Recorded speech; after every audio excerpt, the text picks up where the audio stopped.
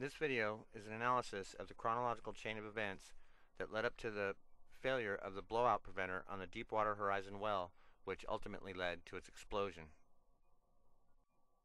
In the first quarter of 2010, Goldman Sachs sold 4,686,000 shares of BP stock. On the 17th of March, 34 days before the explosion, BP Chief Executive Officer Tony Hayward sold 97% of his BP stock, 223,288 shares, using the money to pay off his mansion. Total BP stock value has fallen $40 billion since the disaster in the Gulf. If Goldman Sachs had sold that stock today, they would have lost $96 million. So while Hayward and Goldman Sachs protected themselves, the remaining stockholders take the hit. Nothing like the hit that the environment took. Despite warnings from their own engineers, 5 days before the explosion, BP elected to use a long string as opposed to a liner tieback to secure the last 1,200 feet of the well. Considering the great depths and the great pressures at this well, this was a crucial mistake, but not the only one. Then, 4 days before the explosion, over Halliburton's warnings, BP elected to use only 6 centralizers. This is the hardware that secures the drilling equipment inside the center of the well casing. Halliburton's model showed that 21 centralizers were needed, and BP elected to use 6. Another computer model using 7 centralizers showed a severe gas flow problem. Under such immense pressures, the drilling equipment, if it does not remain centered within the well casing, can dislodge itself, and the pressure can shove it back up through the well casing into the blowout preventer. Additionally, the oil and gas being ejected around the compromised well casing can damage the seafloor surrounding the well bore. This has already been acknowledged to be the case from BP. And this also makes the well immensely more difficult to seal if it's a runaway. Next, BP decided to forego the usual cement bond log test. This is a crucial test. This is where the integrity of the well is verified. Other industry officials have cited BP's actions as horribly negligent and unheard of. The reason it's unheard of is because this is the most crucial test to ensure that the well is sealed. Not surprising, since they didn't pump the hydraulic mud in during the concrete work. So they were basically ensuring that the cement would not bond. They couldn't have a report of a failed cement bond log test floating around if they didn't perform the concrete work properly.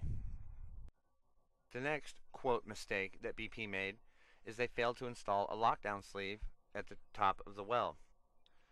This is also a crucial safety step when you're considering 100,000 pounds per square inch can shove the entire well casing straight up into the blowout preventer. This is what keeps the blowout preventer's rams from sliding across and sealing the well in the event of a gas leak.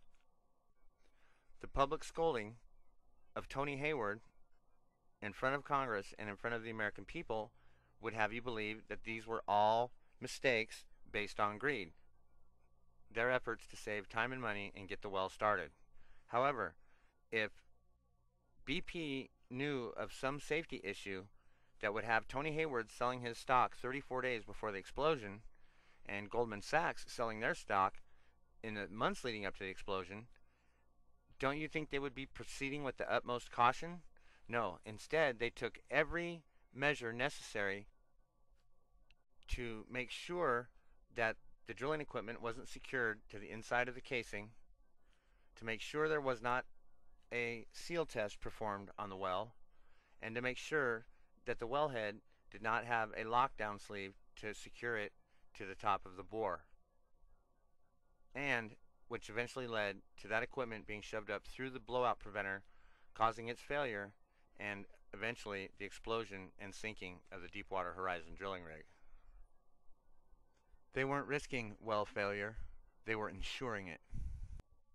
And now for Halliburton. If Halliburton had such a serious safety concern that they were purchasing a company that cleans up oil disasters, On the very day that they warned BP there weren't enough centralizers, then they should have been concerned enough not to proceed or to make sure that BP did not proceed. And where is all the environmental groups? Could it be that BP bought them off? Yes, they did. You can research that too. And another mysterious absent entity from this whole thing is, where are the regulators? You don't just go out drilling in the ocean without some type of oversight. Where were they? What were they doing? Operations like drilling for offshore oil are very dangerous to the environment and to people. This is why there is immense amounts of regulation and regulatory agencies overseeing just such projects. Where were they? BP and Halliburton aren't the only ones that need to be held criminally responsible. Those who are responsible for enforcing the regulations concerning the offshore oil rigs should also be held criminally accountable. And then, just like the 9/11 perpetrators, hire, appoint, and promote your own, Kenneth Feinberg, infamous administrator of the 9/11 Hush Fund, has now been put in charge of the Gulf Disaster Hush Fund. the presence of mud volcanoes and the proximity to the New Madrid earthquake fault line raised the potential for even more danger.